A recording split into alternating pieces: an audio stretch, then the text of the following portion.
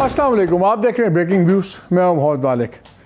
आजकल सियासत की बात करो तो फ़ौज की बात आ जाती है, फ़ौज की बात करें सियासत की बात आ जाती है, दोनों की बात करें तो जुडिशरी आ जाती है, फिर जुडिशरी पे दोनों तरफ से तंकीद आ जाती है। तो वी थॉट के ऐसी शख्सियत को आज इन्वाइट करें जिनका इन तीनों चीज़ों से बड़ा गहरा ताल्लुक है। जुडिशरी से नैब ज़दा वो ख़ुद थे, सो नैब के बारे में भी बोलते हैं, जुडिशरी से उनके गिले आपके सामने हैं। फ़ौज के वो टेक्निकली बॉस हैं तो कोई भी नहीं, लेकिन at least in the scheme of things boss हैं, बड़े करीब समझे जाते हैं नवाज शरीफ साहब के। तो हमने कहा तमाम चीज़ों पर बात कर लें। ख्वाजा आसिफ डिफेंस मिनिस्टर, अस्सलाम वालेकुम ख्वाजा साहब। वालेकुम सलाम। पहले तो आते हैं अभी चेयरमैन पीटीआई पे, खान साहब पे सारी बातें होंगी, लेकिन आपने कल बैठे बैठे एक ट्वीट लगा दिया कि इमरान खान को परवान चढ़ाने वाले और इक़्तिदार में लाने वाले इस ट्रेजेडी का जवाब देंगे। फिर हमने देखा मरियम औरंगज़ेब साहिबा ने एक बयान दिया है कि जी नवाज शरीफ के खिलाफ फैसला कहीं और हुआ था और ऐसे तमाम किरदारों को इबरतनाक सज़ा दिलवाने के लिए आर्टिकल 6 समेत ऑप्शन ज़ेर गौर हैं। फिर शहबाज शरीफ साहब का आज एक ट्वीट आया जिसमें वो भी लिखते हैं कि नवाज शरीफ के ख़िलाफ़ किए गए इक़दामात को दुरुस्त किए हालात को बेहतरी के लिए इंतहाई अहम है। ये आपका भी आना, मरियम नवाज़ का, इमरान, फिर प्राइम मिनिस्टर साहब का, ये क्या है कोई नया भी एक शुरू हो गया काम? अब आप कोई रगड़ने लगे लोगों को? नहीं, मैं नया मैं जितना प्लानर हूँ वो आपको भी पता है। तो आपने सवाल पूछ लिया, मैंने जवाब दे दिया इंस्टेंटली। जो भी मेरे जहन में आता है, जो भी मेंटली जितना भी मैं इक्विप हूँ उसके हिसाब से मैं जवाब दे देता हूँ। नहीं तो आपने ट्वीट किया ना ये बयान? नहीं, मैं उस पर आता हूँ। मैंने देखें, ये जो क्राइम अगेंस्ट द स्टेट है, it started sometimes may be before, much before, but visibly जो ये स्टार्ट हुआ है कहीं 12-13 के अंदर जो है। इमरान खान को परवान चढ़ाना शुरू किया। दोनों डायनेस्टीज़ जो है जिनके मतलब कहा जाता है कि जी इनको रिमूवल जो है वो डिसाइड की गई कि इन लोगों को सीन से हटाना है। जरदारी साहब या भुट्टो फैमिली को और नवाज शरीफ फैमिली को, तो उसकी रिप्लेसमेंट जो है वो ढूंढी गई इमरान खान के, और बाकायदा फिर उनको परवान चढ़ाया गया और साथ फिर जो है उनको जो है वो बूस्टर लगाए गए कि ताकि वो जहाँ भी उन्होंने पहुँचना है वहाँ पहुँचे उन बूस्टर्स के साथ। उसके बाद जो है मैं आपको एग्जैक्टली बताता हूँ, ये एक्सटेंशन कब हुई है जनरल बायो साहब की? ये सेकेंड एक्सटेंशन नवंबर में ख़त्म हुई ना, तो 3 साल पीछे चले जाते हैं। 2019 यानी मैं हिसाब लगा रहा हूँ, इसका ताल्लुक नहीं है उस बात से, मैं अपना हिसाब लगा रहा हूँ। वैसे ये 2019 में उनको ये रियलाइजेशन हो गई थी कि ये जो तजर्बा हमने किया है ये चलेगा नहीं, और उन्होंने राब्ते जो है दूसरे लोगों से करने शुरू कर दिए थे। पर उसकी लंबी कहानी है, किसी वक्त आपके साथ उस पर स्पेशल प्रोग्राम कर लेंगे। मैं सिर्फ ये एम्फसाइज करना चाहता हूँ कि नहीं थोड़ी सी कोई मैं रवाबत आप लोगों से भी शुरू किए? जी, हम लोगों से भी शुरू किए। तो वो यानी कि the realization it dawned upon them in just less than learning experience. जब आपसे रवाबत करते थे तो उस वक्त क्या कहते थे, सजेस्ट क्या करते थे कि आप लोग कुछ करें हम सपोर्ट करेंगे, या हम कुछ करते हैं और आप लोग उसको सपोर्ट करें? नहीं, ऐसी कोई बात नहीं थी, ऐसी कोई बात नहीं थी। देखें, जो भी होना था वो इन हाउस ही होना था ना, तो उसमें कोई हमारा करना या उनका करना नहीं होना, वो इन हाउस ही होना था। जो बंदे वहाँ पे जो लेटर ऑन जो जिनको अप्रोच किया गया जो है हमारी तरफ से, वो तो ये हो गया ना कि वो बंदे जिस तरह पंजाबी में कहते अक गए, तो for us it became very easy to lure them into our ranks। लेकिन उस वक्त जो है डेफिनेटली उनमें हो सकता है मोस्ट ऑफ लोग जो हैं वो डिलीवर किए जाते हैं, जिस तरह हमारे में। मैं ज़रा फ्रैंकली बात कर रहा हूँ, बिल्कुल फ्रैंकली करें। तो मैं ये ट्वीट उस तनाजुर में या उस बैकग्राउंड में या उस बैकड्रॉप में मैंने की है कि ये लोग जो हैं जिन्होंने ये सारा तजर्बा किया और उसकी कीमत जो है सारी कौम अदा कर रही है, सियासत अपार्ट, और बहुत सी चीज़ें जो इतनी डैमेज हो गई हैं परहैप्स उनको रिपेयर भी ना किया जा सके, हो सकता है उनको रिप्लेस करना पड़े, कोई नई चीज़ लानी पड़ी उसकी जगह। और खुसूसन 9 मई को ये परहैप्स जो इनके क्रिएटर थे, इनके इमरान खान साहब के, जिनको लॉन्च किया गया आज से 8-10 साल पहले, वो भी कभी नहीं सोच सकते थे कि ये हमारे हाथ को भी काटेगा। और उसने 9 मई को देखे, मुझे सोच के ये खौफ आता है कि कल भी शहादतें हुई हैं, परसों भी शहादतें, आज शहादतें मेजर शहीद हुए। इस माहौल में जब हमारे फौज का खून जो है बह रहा है, कुर्बानियाँ जारी हैं, शहादतें रोज़ाना हो रही हैं, उस माहौल में how could someone conceive 9th में ये 9 में। लेकिन मुझे इसमें एक बात बताएं, वो तो ऑब्वियसली डिप्लोरेबल बात है, लेकिन जब ये आप बात करते हैं कि जवाब उन लोगों का देना पड़ेगा, फिर आप लोग नाम क्यों नहीं लेते? जब ये सारा शुरू हुआ तो सारे जनरल पाशा का नाम लेते थे, उस वक्त DGISI थे, फिर वो पास ऑन हो गए, जनरल बाजवा साहब ने उनको ओन अप कर लिया, फिर उनके आगे से DGI जनरल फैज़ थे, फिर एक और DG तो नहीं थे लेकिन वो आजकल कोर कमांडर है, इनको बड़ा करीबी समझा जाता था। तो फिर आप लोग जब ऐसी ट्वीट करते हैं, फिर नाम क्यों नहीं लेते कि इन लोगों से पूछें? मेरी बात सुने, सियासत में जो है ना हर चीज़ का कोई एक टाइमिंग होता है। 5 चीज़ें प्रीमेच्योरली आप करते हैं तो उसको आपके डिविडेंड्स वो नहीं मिलते जो आपके जेन में होते हैं। बाद चीज़ें ऐसी होती हैं जिनको टाइम पे किया जाए तो मैक्सिमम डिविडेंड्स जो है ना या फ़वाइद आप हासिल कर सकते हैं। तो मेरे अंदाजे के मुताबिक जो है अभी वो वक्त नहीं है कि ये फुल थ्रॉटल के ऊपर जो है ना इस चीज़ को परसू किया जा सके। मैं इट्स माई हम्बल ओपिनियन है। I hope you understand what I'm saying. नहीं, I do, but it's just because आपकी ट्वीट बड़ी इंटरेस्टिंग थी और ख़ास तौर पे नहीं वो मैं बाज़ ट्वीट्स जो है मैं करता हूँ या बयानात देते हूँ तो इम्पल्सिव भी होते हैं, बाज़ जो हैं there is a method in the madness also. अच्छा, ये method of to the madness ढूंढने की कोशिश करते हैं। ओन चौधरी ने आज मूव किया है बैनिंग ऑफ द पार्टी के लिए, PTI के लिए। उसमें आपका भी उन्होंने एक लेटर लगाया हुआ जो चीफ जस्टिस साहब के नाम आपने लेटर लिखा था, जिसमें आपने उनसे कहा था कि जी एक ट्रेंड बन रहा है, ये चीज़ें हो रही हैं, इसका नोटिस लें, whatever.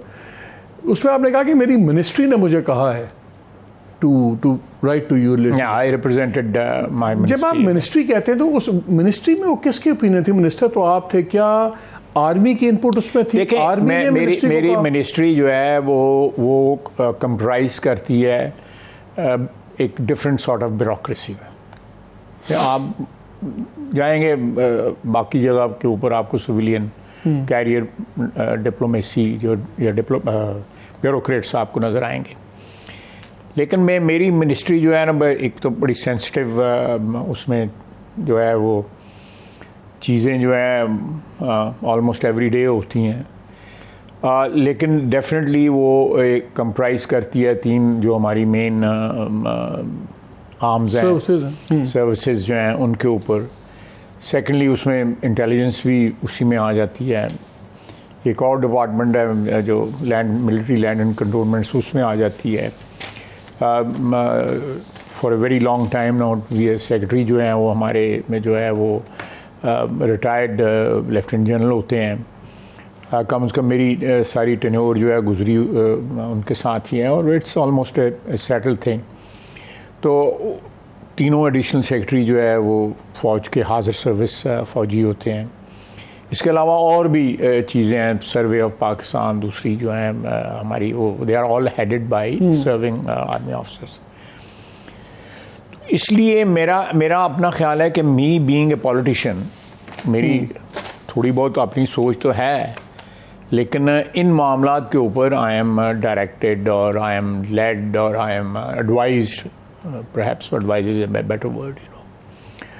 Advised by my bureaucracy, तो बाय द मिलिट्री, जो प्रीडोमिनेटली मिलिट्री ब्यूरोक्रेसी है आपकी, प्रीडोमिनेटली ऑलमोस्ट सारी की सारी वही ब्यूरोक्रेसी है. So obviously So I was advised by them कि ये this matter has to be take, क्योंकि वो जो उनका जो बर्राज था अब्यूसिव और हर किस्म की लैंग्वेज का, वो इतना ज़्यादा इंटेंसिव हो गया हुआ था उन दिनों के अंदर कि we had to refer it to and perhaps कि ताकि किसी वक्त ये बात रिकॉर्ड पे आ जाए कि किसी वक्त अगर बवक्त ज़रूरत जो है उस चीज़ को रेफ़र किया. ये आपने शायद मार्च में ख़त लिखा था, मार्च में, और फिर 9 में हो जाता है.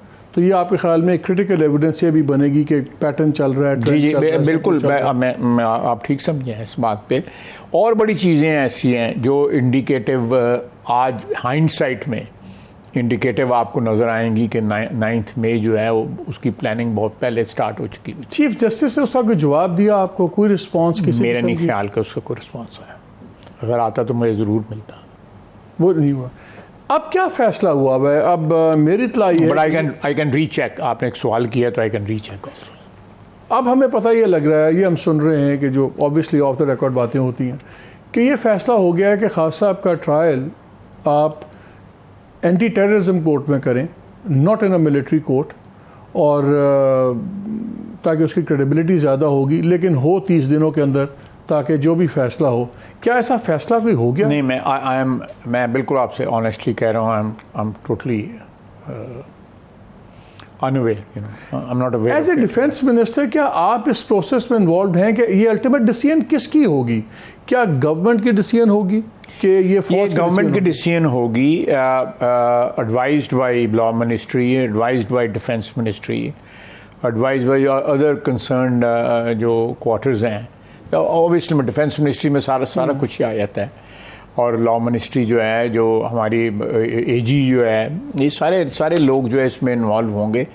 मशवरे के बाद ये कोई सिंगल हैंडेडली तो कोई भी नहीं इसका फैसला करे. लेकिन जो आज ये पार्टी बैन करने की एप्लीकेशन मूव की है, ऑन चौधरी ने पिटीशन मूव किया सुप्रीम कोर्ट को, आप गवर्नमेंट वो मशीर है प्राइम मिनिस्टर के.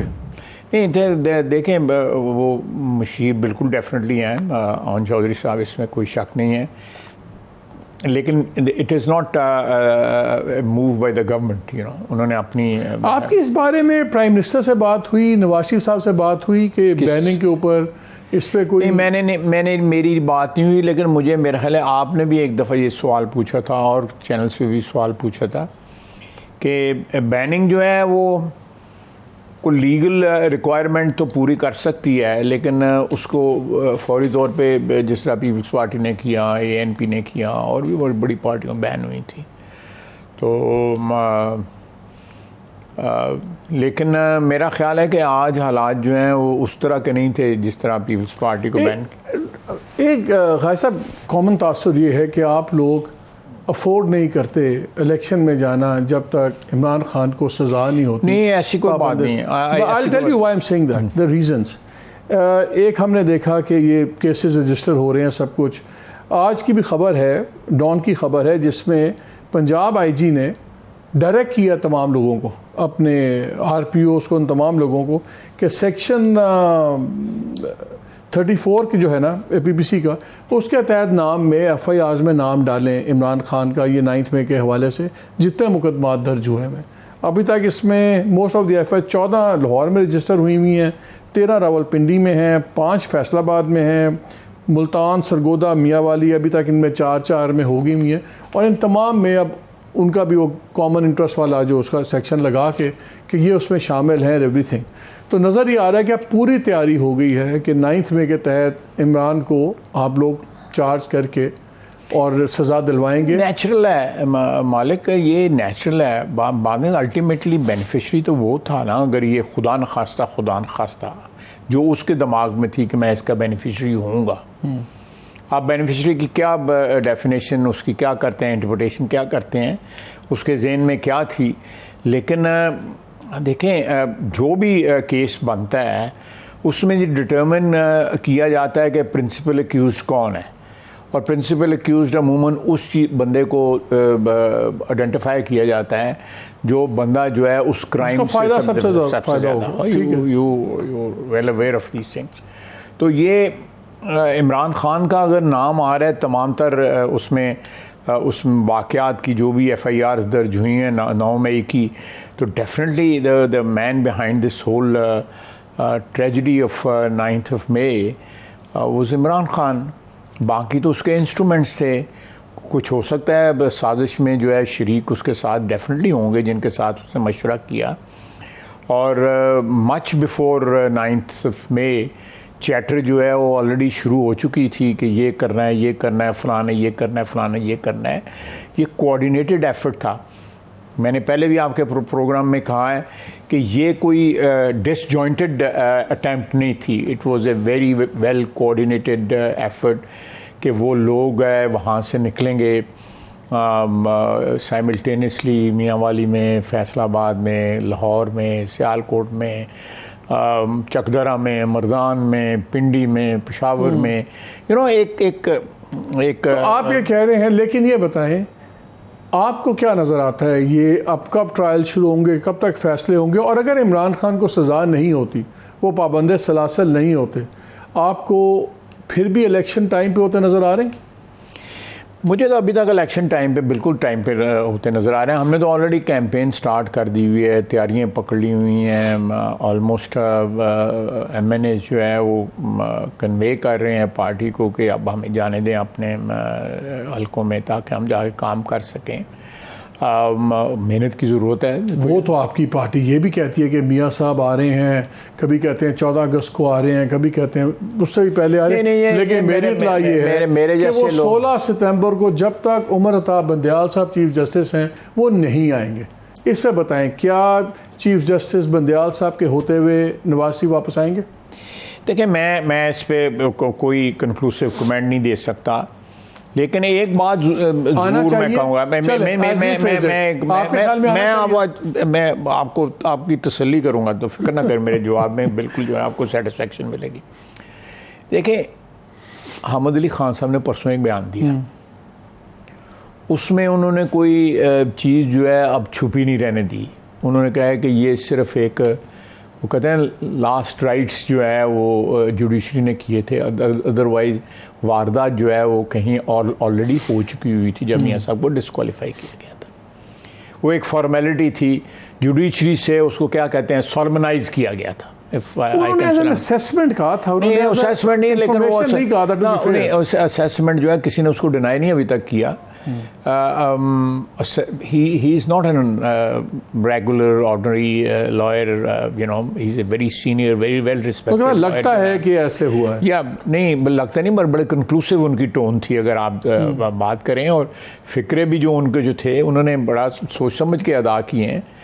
तो मैं समझता हूँ कि उस बैकड्रॉप में अगर देखा जाए तो डू यू थिंक हमें मियां नवाज शरीफ के साथ कोई इस किस्म का रिस्क लेना चाहिए, स्पेशली पिछले 7, 8, 10 महीने में या 1 साल में जो सुप्रीम कोर्ट में जो कुछ हो रहा है, विद ऑल ड्यू रिस्पेक्ट जो है, डू यू थिंक कि हमें रिस्क लेना चाहिए? Because Miyan Sahab has already suffered and paid a huge price for whatever displeasure और जो भी उन्होंने अर्न किया अपनी। लेकिन आप लोगों का ख्याल ये भी है कि बड़ी सीरियस स्प्लिट है सुप्रीम कोर्ट के अंदर और जजेस नहीं हैं उनके साथ, बेंचेस रोज बनते हैं, टूटते जाते हैं चीफ जस्टिस के साथ। अच्छा। तो बड़े बिलीगेड इस वक्त है सिचुएशन, तो फिर तक घबरा क्यों रहे हैं? मैं फिर कहूँगा कि हम इस सिचुएशन में मियां नवाज शरीफ की आमद के सिलसिले में कोई रिस्क नहीं लेना चाहते, कोई रिस्क नहीं लेना चाहते। वी वांट कि ये इस वक्त जो लीडरशिप है इसकी सुप्रीम कोर्ट की, मैंने उधर भी कहा है बड़ी दफ़ा, असेंबली में भी कहा है, मीडिया पे कहता हूँ, परसों तरसों मैंने तलत हुसैन साहब के प्रोग्राम में भी कहा था कि विद ऑल ड्यू रिस्पेक्ट, मेरा ज़ाती तौर पे कोई लेकिन जिस तरह की चीज़ें सामने आई हैं and the way Mian Nawaz Sharif was treated by judiciary and the way Imran Khan has been treated by judiciary, there's a huge difference. There was a lot of venom against Mian Nawaz Sharif. और मौजूदा chief justice साहब ने तो प्यार मोहब्बत जो है मोहब्बत जी डुल डुल पै रही है किसी कोर्ट के विच। तो इन हालात में जो है आप समझते हैं कि मैं अब मुझे कोई पूछेगा तो मैं अपनी लीडर की जो है सिक्योरिटी या उसकी फ्यूचर ऑफ इस पॉलिटिक्स उसके मतलब कोई रिस्क लूँगा? मैं नहीं लूँगा। ठीक है, आई अंडरस्टैंड। तो मैं आप तो वही खबर कंफर्म कर रहे हैं। अच्छा ये बताएं, फिर मैं एक और तरफ आऊँगा। ये मियाँ साहब अभी गए थे दुबई में भी, ज़रदारी साहब, एवरीबडी वाज देयर। फैसला हो गया है प्राइम मिनिस्टर का? मेरा नहीं ख्याल कि अभी तक कोई फैसला हुआ। बहुत से उम्मीदवार अपना नाम आप ही रौला पा रहे हैं असीम ये है जी। ये जो फैसला होगा नाम का, ये मियाँ साहब और ज़रदारी साहब के दरमियान में होगा कि मियाँ साहब और रावलपिंडी के दरमियान में होगा? मेरा ख्याल है कि मियाँ साहब और ज़रदारी और पीडीएम की दूसरी पार्टीज़ जो है ना इसको फाइनलाइज करेंगे। इनपुट होगा पिंडी का?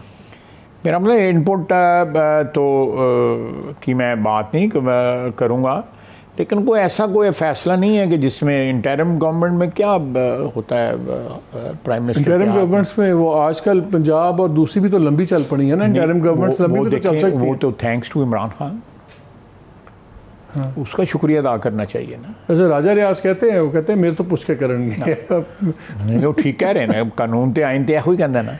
लेकिन आप देखें, मैं जस्ट एक हाफ ए मिनट, अगर वो रिज़ाइन ना करते नेशनल असेंबली से, मैं stupidity, ultimate stupidity, shear stupidity एक बंदे की, उसका मेंटल लेवल इमरान खान का देखें। अगर वो रिज़ाइन ना करते तो साढ़े को 1.25 साल कटे जाना सी। हाँ, दूसरा सवाल, अगर ये दोनों जगह असेंबलियाँ ना तोड़ते, परवेज़ इलाही जो मिन्नत तरला करता था उसकी बात मान जाते, या परवेज़ खटक जो कहता था उसकी बात मान जाते, तो आपका ख्याल है कि यहाँ हमारी गवर्नमेंट होनी थी? परवेज़ इलाही साहब आपको नज़र आता है छोड़ते हुए?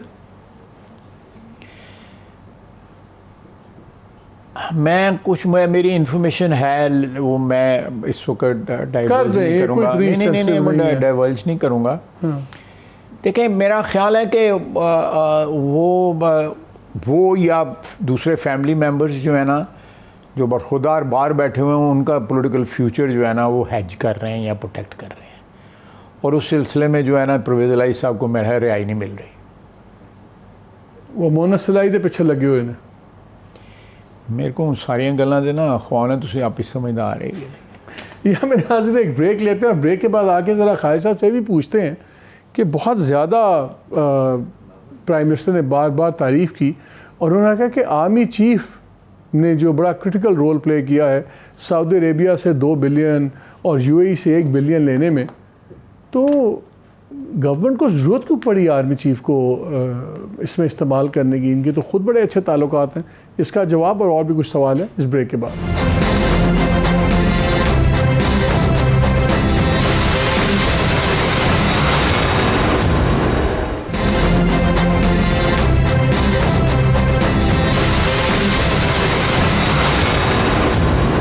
Welcome back to the show. खैर साहब, ब्रेक से पहले एक सवाल मैं छोड़ गया था।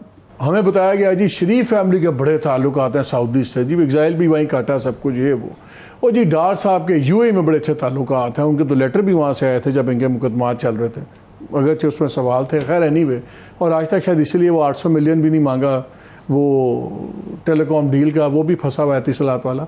बट हैविंग सेड दैट, नहीं वो फंसा हुआ, कब से फंसा हुआ है वो आपको पता है ना। आर्मी चीफ 24-25 साल आर्मी चीफ को क्यों आपको इस्तेमाल करना पड़ा सऊदी अरेबिया से? एक बात जो है, रियलिटी जो है आपको एक्सेप्ट करनी चाहिए, और मुझे उसको उस पर चश्मपोशी नहीं करनी चाहिए।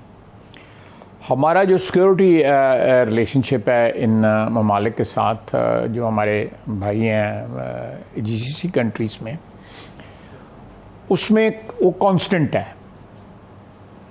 मेरी बात आप समझ रहे हैं ना? ठीक है। उसमें एक रवानी है, या उसमें कोई जो क्या आप कहते हैं कि बीच में कोई आप लोग आंदे जाते हो, पर वो थे हम पॉलिटिकल लोग जो है ना वो आते आते रहते हैं। पर्सनल लेवल पे ताल्लुकात जो है मतलब मियां नवाज शरीफ के कायम रहे, किंग अब्दुल्ला के वक़्त भी कायम रहे, अभी भी कायम रहे, अबू धाबी में भी कायम रहे। लेकिन जो थ्रस्ट जो है, जो हमारे वहाँ पे जो सिक्योरिटी रिलेशनशिप में है, वो थ्रस्ट जो है पॉलिटिकल रिलेशनशिप में जो है उसमें कमी बेशी आती रहती है। तो इसलिए जो हमारा कांस्टेंट रिलेशनशिप है, जिसमें आई वुड से कि ज़्यादा रिलायबिलिटी है उस रिलेशनशिप में, गारंटी आर्मी चीफ की चलती है। बिल्कुल भी मैं I will not deny that, मैं कह रहा हूँ ना अपनी ज़बान के अंदर, सियासी ज़बान के अंदर, कि जो चीज़ कांस्टेंट है आप उस पर ज़्यादा एतबार करेंगे या उस चीज़ पे ज़्यादा एतबार करेंगे जिसमें कोई उतार चढ़ाव जो है, ग्राफ जो है आगे नीचे होता रहता है। लेकिन एक चीज़ जो है जो अनक्वेश्चनड एक किस्म का एक relationship for a very long time, मैं बात कर रहा हूँ 70 की दहाई से बात कर रहा हूँ, सऊदी अरेबिया का उससे भी पुराना। मुझे यमन की जंग जब हुई है, मैं आपको एक इंटरेस्टिंग वाक़या बताता हूँ। 23 मार्च को स्टार्ट हुई थी 2014 को, मैं वहाँ पे 29 को गया। उनको हमसे बड़ा गिला रहा बड़ी देर। वो एक शीरी मुज़ाहिरी साहबा की अमेंडमेंट जो है रेजोल्यूशन में पीटीआई ने की, आपको वो भी याद होगी कि जी नहीं जाना चाहिए वहाँ पे और नहीं उनकी मदद करनी चाहिए, इस किस्म की थी सऊदी अरेबिया की यमन की जंग में।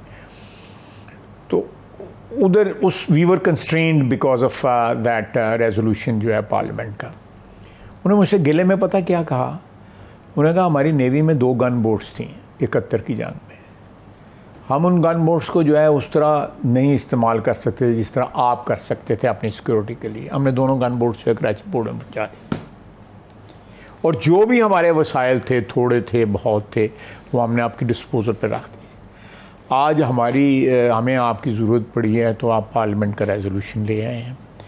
उस डैमेज को रिपेयर करते हुए टुक अस लॉट ऑफ टाइम, और उसमें मियां नवाज शरीफ का तो बिल्कुल रोल है बड़ा, लेकिन उसमें बहुत रोल जो है प्ले किया हमारी अफवाज ने। उनके साथ हमारा जो रिलेशनशिप डैमेज हुआ 2014 के वक्त पीटीआई की उस रेजोल्यूशन की वजह से, और जो क्रेडिबिलिटी जो है रिस्टोर जो हुई है, वो मेनली जो है ना वो हमारी जो सिक्योरिटी रिलेशनशिप है उसकी वजह से, हमारी अफवाज का, और खुसूसन मौजूदा आर्मी चीफ बिकॉज ये स्टेट देयर, एक उनका 2-3 साल का जो है, तो उस रिलेशनशिप की वजह से बहुत ज़्यादा इंटरनेशनल में तो रिलायंस समझ आती है और मुल्की के लिए करनी भी चाहिए। लेकिन अब ये लग रहा है कि आपका डोमेस्टिक मामलात में भी रिलायंस बहुत ज़्यादा फौज पर ही होता जा रहा है, और शायद आप लोग इसलिए भी बड़े कंफर्टेबल हो गए हैं क्योंकि इमरान खान की सीधी सीधी लग गई है इंस्टीट्यूशन के साथ। तो आपने कहा कि इंस्टीट्यूशन विल फिक्स हिम, तो इसलिए हमारा तो मसला ख़त्म हो गया। लेकिन क्या इंस्टीट्यूशन का इमरान खान से गुस्सा for whatever reasons automatically आपका वो प्यार में तो कन्वर्ट नहीं होता कि बिकॉज उससे नाराज हैं तो आप बड़े प्यारे हो गए? क्या कहते हैं, your friend is my friend and your friend's enemy is my friend, वो आपको बात कर रहे हैं। नहीं, ऐसी कोई बात नहीं है। देखें, जो भी हरकत और सकनात जो है की हैं इमरान खान ने पिछले 1 साल में, जब से वो इक़्तिदार से महरूम हुए हैं, उसमें सब हर्ट हो रहे हैं उसमें, क्योंकि मेरे हिसाब से पाकिस्तान हर्ट हो रहा है। और जब पाकिस्तान हर्ट हो रहा है तो हम सिविलियंस भी सफ़र कर रहे हैं और फ़ौज भी सफ़र कर रही है। जब फ़ौज को जो है जिस तरह उसने मतून किया या गालियाँ दी या जिस तरह की वो गुफ्तगू कर रहा है, नाम ले ले के गुफ्तगू कर रहा है, आप फिर कहेंगे जी हमने भी नाम, लेकिन हमारे मियाँ साहब ने उस वक़्त भी कहा था, बाजवा साहब, फैज़ साहब, जो जेब ज़बान इस्तेमाल करता है, अपनी अपनी ट्रेनिंग होती है, जो भी इन्होंने ट्रेनिंग ली हुई है, तो वो उस वक़्त मैं समझता हूँ कि ये जो आपने सवाल किया है कि हमें ये फ़ाइट जो है इट्स ए कॉमन फ़ाइट, क्योंकि 9 मई को जो है पाकिस्तान का रियासत के ख़िलाफ़ बगावत हुई है। ये बगावत जो है फ़ौज के ख़िलाफ़ जो है, लेकिन आप इमरान खान से क्लैश को ऑटोमेटिकली अपनी मोहब्बत नहीं समझ रहे? नहीं, मैं समझता हूँ कि इमरान खान ने जो एक किरदार अपना एज्यूम कर लिया है, जहाँ पे वो अपने आप को ले आया है, मेरा ख्याल है कि किसी भी मुहब्बे वतन पाकिस्तानी को जो है उस पर सवालिया निशान लगाना चाहिए कि शख्स अपने पर्सनल इंटरेस्ट परसू कर रहा है या नेशनल इंटरेस्ट लेकिन परसू हम कर रहा है। आपकी भी मैं ज़रा केयरफुल हो रहा हूँ गुफ्तगू में। नॉर्मली मेरे साथ आपका कोई इस किस्म का मजाक नहीं है केयरफुल गुफ्तगू करने का। तो मैं इसलिए कह रहा हूँ कि आपकी भी, मैं ज़रा आजकल पॉलिटिकल मोड में हूँ। मैं आजकल गवर्नमेंट बड़ी हैम हैंडेडनेस हमें आपकी भी नज़र आ रही है। अब जनाब गिलगित बल्तिस्तान में हुआ, पुलिस चली गई, फिर जनाब मिराकलसली पैलेंट कोर्ट ने कहा नहीं नहीं शेड्यूल दें, 10 दिन अब का स्केड्यूल आ गया इलेक्शन का, वो हो गया। उसी दिन फेडरल गवर्नमेंट आईजी बदल देती है। उस दिन आईजी बदलने की क्या ज़रूरत है? लग ऐसे रहा है कि जैसे आप लोग हर जगह जिस बातों को आप क्रिटिसाइज करते थे इमरान खान की, एग्जैक्टली वही। एक और मैं आपको बात बताऊं, ज़रा आप अपनी इन्फॉर्मेशन में ऐड कर लें, उनकी पनाह में कितने भगौड़े जो है पीटीआई के वहाँ पे बैठे हुए थे, ये भी ज़रा चेक कर लें। किसी हुकूमत को वांटेड जो लोग हैं पाकिस्तान की रियासत के वांटेड जिनके ख़िलाफ़ केसेस हैं, पनाह देनी, चलें जाके पनाह किसी ने बरतानिया में ले ली या किसी ने और जगह ले ली या किसी ने स्विट्ज़रलैंड में ले ली, किसी ने जर्मनी में ले ली, वो एक और वो इंटरनेशनल। लेकिन पाकिस्तान के अंदर जो है आप बैठ के, because it's a different government different location, और आप पनाह दे रहे हैं उन लोगों को। लेकिन वो कह रही है कि इसको लोगों को ट्रेलर भी दिखाया जा रहा है कि अगर एक असेंबली ऐसी है जिसमें 33 सीटें, 32 हैं, एक वेकेंट है, 32 सीटें हैं जिसमें से 21 पीटीआई की हैं, और अगर यहाँ 10 दिन मिल गए और वहाँ पीटीआई का चीफ मिनिस्टर नहीं इलेक्ट हुआ और दूसरी पार्टी का इलेक्ट हो गया, तो फिर आप समझ लें कि जनरल इलेक्शन में भी आपको समझ आ जानी चाहिए। वो एक और वाक़या भी मैं आपकी इंफॉर्मेशन के लिए ऐड कर देता हूँ। जुगतु फ्रंट जो है 127 सीटें जीता था, मेरा ये 1953 या 54 की बात है। तो AK फजला को गवर्नमेंट नहीं बनाने दी थी। टोटल मेरा हाल 170 सीटें थी या 165, उसमें से 127 जीते थे। तो मैसेज था ना, तो नहीं बनाने दी गई थी, और असेंबली मेरा ख्याल में, fire remember it correctly, assembly तोड़ दी गई थी। तो ये को हमारी तारीख जो है अगर नई नहीं है, मेरा तो तारीख दोहराई जाएगी। मेरा मतलब है, अगर आप ये जवाब तलाश कर रहे हैं कि मुख्तलिफ वक्त है, वो 1953 था और ये 2023 है, तो कोई असी कोई ठीक हो गए हैं पहले ना लो, तो मेरा मतलब है why you this trying to. अच्छा, सारी मैसेजिंग हो रही है। जब फॉर्मेशन कमांडर्स कॉन्फ्रेंस का एलामिया आया, बड़ा सख्त था, वेरी टफ लैंग्वेज। हमने कहा भाई काम अब गल बहुत अगे मुख्तारिया गल बद गई। फिर हमने देखा 2 दिन बाद आप खड़े हुए असेंबली में और आपने करारदाद पेश कर दी, और आप बड़ी पर्सन स्पेसिफिक में गए। आपने कहा एक पार्टी और उसके चेयरमैन, और आपने आर्मी एक्ट के तहत मुकदमा मांगा। बस ख्वाजा आसिफ जिनकी तकरीरें होती थी, फ़ौज को ना लाओ सियासत में, इस पर या लाओ, ये ना लाओ, वो ना लाओ। मुझे ये तो समझ आती है कि आप करारदाद देते कि जी टेररिज्म कोर्ट में हो, ये हो, वो हो। लेकिन जब आप बतौर डिफेंस मिनिस्टर खड़े होके आर्मी ट्रायल मांगते हैं, तो क्या फिर अब आप खाली मैसेजिंग सिर्फ फौज की कर रहे हैं एज डिफेंस मिनिस्टर? नहीं, मैं I beg to differ with you. मैं मैसेजिंग नहीं कर रहा, लेकिन मैं जो हालात हैं उनको, मेरी अगर आप पूरी तकरीर को रेफ़र करें, मैंने उसकी जस्टिफिकेशन दी थी कि मैं क्यों ये मांग रहा हूँ ये बात, या मैं क्यों ये स्टैंड जो है ले रहा हूँ। तो जो आप बात कहते हैं मैं बिल्कुल आज भी उसी में बिलीव करता हूँ। लेकिन मालिक, अगर आप जो है कोर कमांडर का घर अटैक करेंगे, आप एयर फील्ड अटैक करेंगे, आप जो है GHQ को अटैक करेंगे, आप चकदरा मरदान में जो है पंजाब FC का और पंजाब रेजिमेंट का सेंटर को अटैक करेंगे, तो आपको 144 में पकड़ा जाएगा या 57 ਤੁਹਾਨੂੰ फड़ा जाएगा, वारागर्दी फड़ा जाएगा। तो आप जा सकते हैं। नहीं, टेररिज्म नहीं, दैट्स पाकिस्तान की सिक्योरिटी स्ट्रक्चर को जब आप अटैक करते हैं तो देन सिक्योरिटी स्ट्रक्चर को प्रोटेक्ट करने के लिए जो कानून मौजूद हैं वो ऑपरेट होंगे। आप ये मानते हैं कि 9 मई के वाक़े के बाद बहुत ज़्यादा स्पेस, पॉलिटिकल स्पेस और मीडिया स्पेस सिक्योरिटी एजेंसीज के पास चली गई है, जो बड़े सालों में बड़ी मुश्किल से आगे आई थी? You should not blame us. I'm not blaming them. ये अगर ये हुआ है, अब जिस तरह आप इंडिकेट मेरा सवाल है कि आपके ख्याल में हुआ या नहीं हुआ? मैं समझता हूँ कि उस दिन जो वाक़यात हुए हैं उससे जो है डेफिनेटली हमारा जो सिक्योरिटी इंस्टीट्यूशंस जो हैं, हमारे अदारे जो हैं, फ़ौजी अदारे जो हैं, जब वो डायरेक्ट अटैक में आएंगे तो पूरी कौम को उनके साथ खड़ा होना पड़ेगा ना।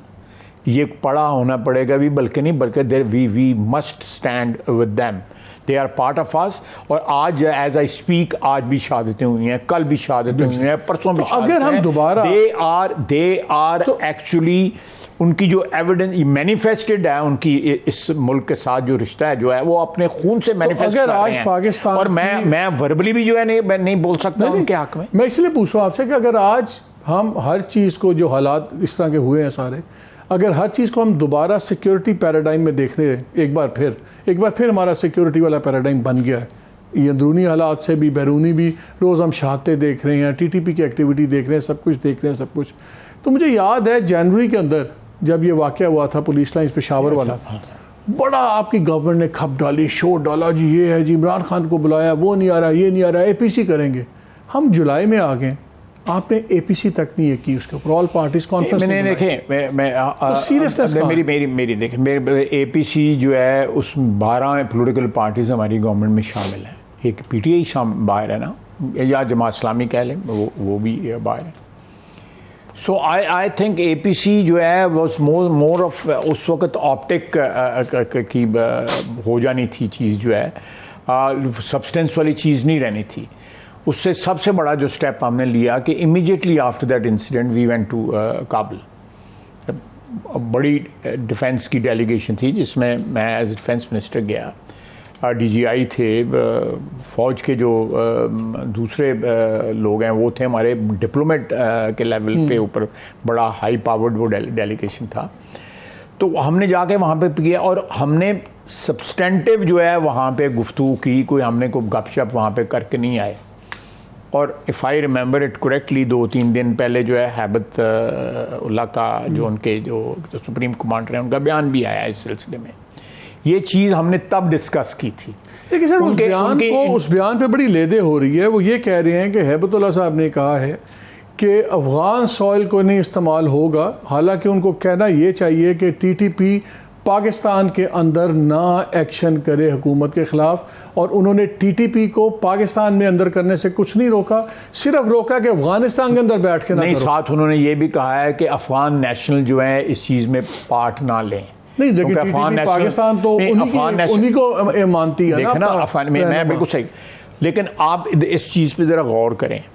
मैं आपके सवाल में से जो है या जो आपने कहा है मैं उसमें से चीज़ निकाल रहा हूँ कि इस वक्त मेजॉरिटी जो है ना TTP की अफ़गानिस्तान में बैठी हुई है। यहाँ पे वही लोग आए हुए हैं जो उस वक्त के कोर कमांडर ने नेगोशिएट किया था, जनरल फैज़ ने, वही लोग यहाँ पे आए गए जो लाए गए यहाँ से। और 2 बंदों को, एक को मुस्लिम खान जो है और एक हमीद समत, उन दोनों को पार्डन भी दी गई, उनको एमनेस्टी भी दी गई जो है, जो मेरा हल कल परसों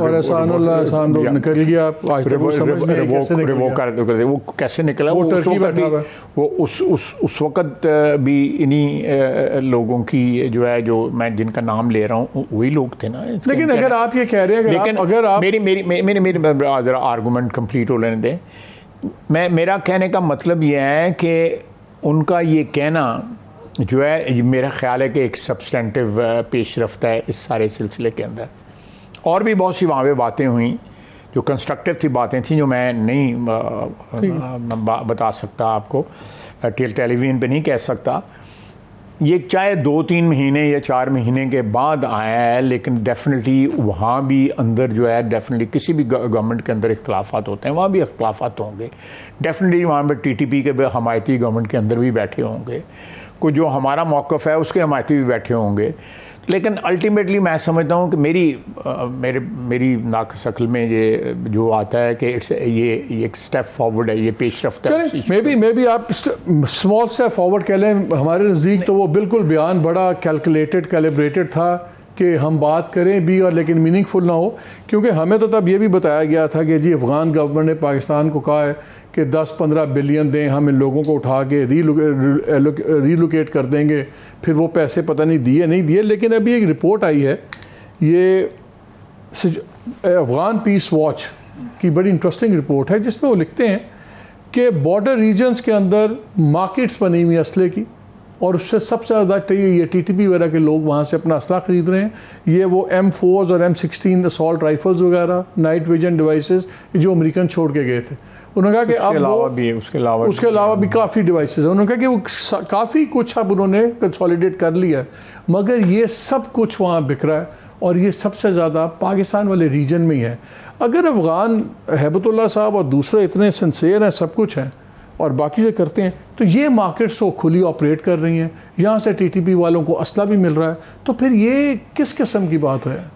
मुझे इस सिलसिले में थोड़ी इन्फॉर्मेशन है कि ये वहाँ पे जो असले की मार्केट्स हैं जो ना सिर्फ पाकिस्तान के लिए बल्कि इस रीजन के दूसरे ममालिक भी जो जिनका बॉर्डर या अफ़गानिस्तान के साथ है, मालिक वो भी इस सिलसिले में जो है ना फ़िक्रमंद है कि ये जो मार्केट्स खुल गई हुई हैं वहाँ पे, और उसमें वो अमेरिका से जो असला जो पीछे रह गया वो तो कंज्यूम हो गया हुआ है। जिन्होंने लैके जाना जी लैके दे गए, that is already with the government in Kabul. वो उन्होंने अपने आप को उससे आम किया हुआ है, हम वीज़ वगैरह सारा नज़र आता है। लेकिन अब जो फ्रेश आ रहा है मीडियम स्मॉल आर्म्स और ये नाइट विजन जो है ना, ये दूसरे ममालिक से भी स्मगल होके आ रही हैं। मैं I won't name the countries. Actually जो फार्मूला जो है ना अफ़गान, हमने जो बुनियादी गलती की हुई है कि हमने अफ़गान मुजाहिदीन को आज भी और आज से 25 साल 30 साल 35 साल पहले भी हमने उनका कोई रिकॉर्ड नहीं रखा हुआ। वो खुले आते हैं, खुले फिरते हैं, जिस वक्त मर्ज़ी चाहते हैं आ जाते हैं, चले जाते हैं। इन ईरान जो है उनके कैंप्स बनाए हुए हैं, सुबह उनको खोला जाता है और असाइंड होता है कि भाई आज आपने वहाँ जाके काम करना है, शाम को आता है फिर दोबारा उन कैंप्स के अंदर उनको बंद कर दिया जाता है। सो कोई फ्री मूवमेंट ईरान में नहीं है इन लोगों की, they are much less than. लेकिन हमारे तो 5 मिलियन 6 मिलियन के करीब हैं। और तो क्यों नहीं हुआ ये? इनकॉम्पिटेंस है सिविलियन गवर्नमेंट की, बिकॉज ये या आप इंटेलिजेंस ऑपरेशन 16 बंदे सिर्फ यूके 16 बंदे गए हैं सिर्फ टोटली अब तक एडमिट हुए हैं। सैकड़ों बंदे जो यूके ने ईयर मार्क किए हुए हैं और उनके होटल का खर्चा वो दे रहे हैं, वो यहाँ बैठे हुए हैं। वो किसी को तो उनका मूड होता है वो वापस चले जाते हैं, 2 दिन रह के अपने रिश्तेदारों को फिर वापस आ जाते हैं। और जो US ने क्लियर किया चलेगा ये पॉलिसी हमारी। मैं समझता हूँ कि ऐसे नहीं चलना चाहिए। अच्छा मेरा वक्त खत्म हो गया, totally run out of time. लेकिन एक क्विक मुझे पूछना है, आपकी उससे की मेरी बात दिमाग में फंसी। आपने कहा सऊदीज़ के साथ हमने किया गुडविल के लिए सब कुछ, क्या इसलिए रहील शरीफ साहब को जाने दिया गया था ज्वाइन करने के लिए? अगरचे मेरी इत्तला ये है कि नवाज शरीफ साहब उसके हक़ में नहीं थे कि फॉर्मर आर्मी चीफ जाके वहाँ पर नौकरी करें सऊदी अरेबिया में। मैं थोड़ा सा अमेंड कर दूं आपकी स्टेटमेंट को। कर दें। फौज इस हक़ में नहीं थी, फौज इस हक़ में नहीं थी, इससे ज़्यादा मैं मुझसे पूछे। चले इसी बात पे यहीं पे ख़त्म करते हैं कि मैं प्रोग्राम के बाद आपसे पूछ लूँ उस वक़्त की फ़ौज, उस वक्त की फ़ौज। नाज़रीन आपने बातें सुनी, फॉर्म योर ओन ओपिनियन। इजाज़त दीजिए, अल्लाह हाफ़िज़।